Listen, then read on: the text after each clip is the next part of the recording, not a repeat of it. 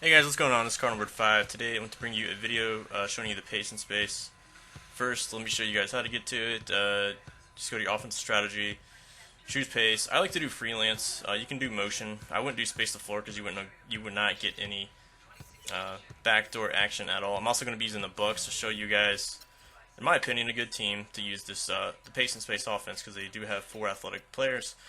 I put Ant at the 4. I put Middleton at 3 and I put Mayo at the 2. You guys can also use Bayless. I usually start Maurice Carter-Williams. You can put Bayless or Vasquez in as well, and then you have Hinson can play the 5 or 4. This offense is really built to have a small forward type of player at the 4, so they have an athletic advantage at the 4, and you can stretch out the other team's, power forward. So, saying all that, we're in practice here. I want to kind of show you guys what the pace and space is all about. Again, it's a 4-1, it's a 4-out offense. Again, make sure you have the right personnel. You don't necessarily have to have 4 shooters. I ran this last year in my GM mode, and I had Kenneth Reed running the 4. He's not a good shooter, but he's athletic enough to drive, and he has speed. So let's go ahead and show you guys the options here. There's a post up right there. Keep in mind your POEs are going to dictate a lot of what the players do, as well as the players' tendencies. So if you're trying to play through a post man, you'll probably see more post action. If you're trying to get shooters open, or you're trying to run through a guard, you'll probably see more off-ball screens or flare screens. Like right here is a flare screen. In practice mode, I don't think you can set your POE, so it's on default, whatever that is. I like to do pick and roll or attack the basket with the Bucks because they're so athletic. Basically, guys, what you want to do is you want to hold the ball, and the play art should pop up. Right here, we're getting isolation with Monroe to post up, so we got that there. They'll always space the floor for you automatically. Right here, we have a double screen and roll. Kind of force it there, so kick it out a little bit. Also, make sure you guys play in rhythm. If you guys see a mismatch, call an isolation. Or if you see an opportunity to do a quick pick and roll, or if you see the clock running down, call a quick play or do a quick pick and roll on your own. Don't be limited to just the play art, guys. Have some common sense, especially when you're playing online, like I will show you guys later. If they're giving you the lane, take it. Right now, I'm just kind of showing you the options. They're always going to give the proper spacing, and you can either initiate the play at the top of the key or on the wing, depending. So right here, I'm just calling my manual pick and fade. Got in there, computer shuts it down.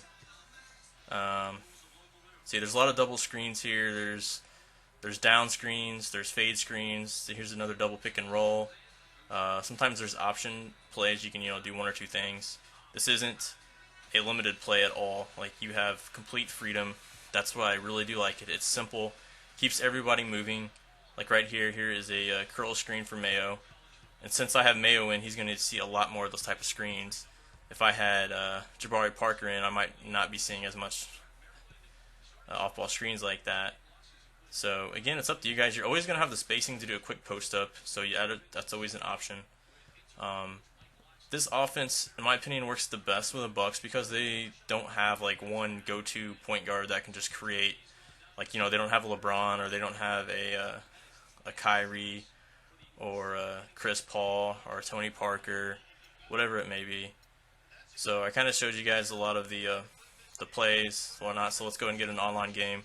This is how I do my POEs. You can do pick and roll or get to the basket, whatever you want to do. For the Bucks, I usually start out with get to the basket, and I put shoot at will so they run through the plays faster. You can check out my other POEs. We're not going to talk much about defense. Coach settings, make sure you guys set to this manual. Have your points of emphasis manual. Have your play vision all plays. Make sure it's on full play vision display. And then this is the lineup I'm going to be using for the Bucks. They have O'Brien at the 4. I like to put Ant-Man. I don't know, that's why I call him Ant-Man at the 4 because of his athleticism. That's really the key player in this offense. Because if we get their 4 to come out and guard us, he's going to blow by him. If the other team was smart, they would sag off our 4 guy. But as you can see in this game, we don't play the smartest player. That's usually the case when you go play online. So keep that in mind. Again, I can't stress enough, have a good freelance offense you're familiar with and it fits your team style. But when you're playing online, and the team gives you, certain plays, make sure you take advantage of it. So we're about to get the game started. I want to go ahead and show you guys my settings I use for defense, just to show you. I take a lot of advice of what Pham gives. I go under and I soft edge because most people just try to drive. A lot of people don't know how to do step backs and shoot off the screen. So just go ahead and show you this really quick. One thing I did, I just started this game forcing them to the everybody to the baseline, and then I changed it, sort of forcing his guards to the middle, and this guy kept trying to go baseline and losing the ball, so that was a big adjustment on my part defensively, but we're not going to get too much into that. I just kind of want to show you guys the settings I use pretty much every game. Alright, so I'm going to try to show you guys some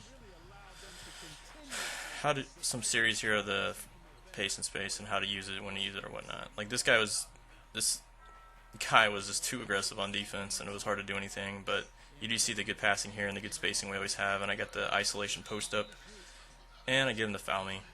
This guy did a lot of that, so. Alright, next possession. And some of these guys, I'm going to show you, I'm not going to make every shot. This offense is not perfect. Like right here, there's no one there. I could have easily exploited that, but I figured I wanted to slow it down and take advantage of it.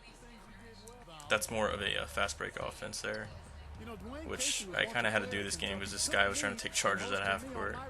So here we go, we got the spacing, we're going to slow it down, move the ball around, let it initiate.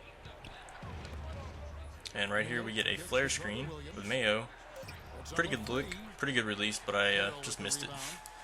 I don't know if I even made 1-3 this game, but I got a lot of good looks off the flare screens. And right here, he's not getting anyone back, so again, I'm going to take that. Make sure you guys take your points if they give them to you. Again, he's trying to steal the inbounds, so that's what I do. I'm going to keep doing that until he respects it. And something else, guys, when you're running these freelance offenses and you slow the game down, it tends to aggravate your opponent, and they will start doing that. They'll try to speed you up and just take it. We all know how to fast break. Just about everybody can fast break. The best players are the ones that know how to slow it down and work the half court when they know it's the time to do so. Everybody online pretty much tries to fast break. So I showed you another post up there, and again, he's not getting back, so that's what we're gonna do. Alright, another series here. Again, look at him, these guys are way out of position. I could have shot that, but I'm gonna try to run through the play a little bit, get the on-ball screen there. He took away the drive. That was kind of a bad pass on my part. So let's go ahead and set it up again. Got 8 seconds, and again, he's just overplaying my guy.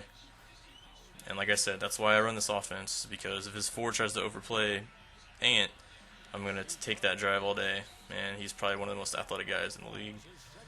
Again, another fast break scorer. He's not getting down. This guy was really cocky to begin the game. Like, I was slowing it down, and he got out to like a 6 or 7 point lead, and he thought he was just going to run me out of the court or something. I don't know. We get a screen here. He's playing terrible defense, so we just take the drive. Got his guys way out of position. And this is the halftime stats. You can see I'm shooting 61%. He's shooting 33%. It's really not even close. I could have really beat this guy by 40 if I just wanted to fast break the entire game. 0 for 4 on three-pointers, which are pretty much all wide open, so I thought that was kind of ridiculous. Let's go ahead and get into the second half. Again, I could have took that drive, but for sake of the video, let's try to show you the offense. If you guys have that drive and in a game, you might want to take it, unless you're just trying to slow it down and frustrate it, which sometimes is a good thing. Again, he overplays on the flare screen. I get a wide open shot and missed it again to Mayo. So we're getting good looks. And keep in mind, I don't use the Bucks too often, so I don't have their releases down pat perfectly, but it is what it is. Again, here we don't have anything, so we don't force it. We kick it back out to restart it. And we got a baseline drive. He overplayed it, and we got a nice assist there. Alright, another series. See, look what my opponent's trying to do. This stuff ticks me off. It's like they don't want to play defense. But, alright, let's show you. We got another flare screen there. It wasn't open, so I hold the ball, try to initiate something else here. Again, they want me to go back to Monroe, so I agree. He was playing tight defense all the way through, so we had inside. He tried to swap block me and was way out of position on the rebound, and I got the put back, so... Again, this guy was just too aggressive, and this is mainly what you guys are going to see online. Here's a curl screen, shot fake, nothing there, we don't want to force it. Kick it back out, we got an on-ball screen, top of the key.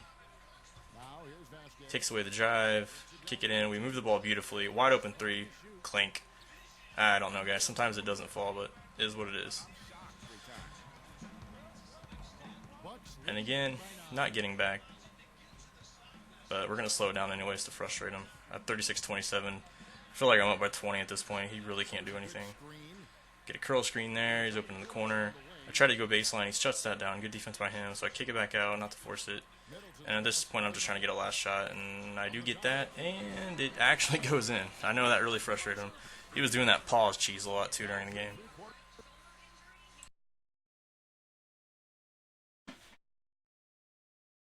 Hey guys, I hope you enjoyed the video. If you guys want to see more freelance offenses, do let me know. I hope you guys learned a thing or two watching this video.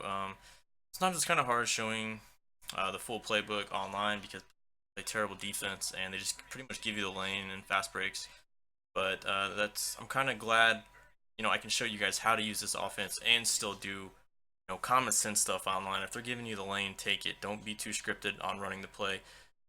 During this recording, I was trying to, hold it back a little bit. There were some times where I probably could have got an easy dunk on a lead pass, but I decided to pull it back and try to run the offense for you. Anyways, guys, let me know if you guys run this offense, if you like it, whatever it may be. Make sure you like and subscribe for more NBA 2K content. This is car number 5, signing out. Peace.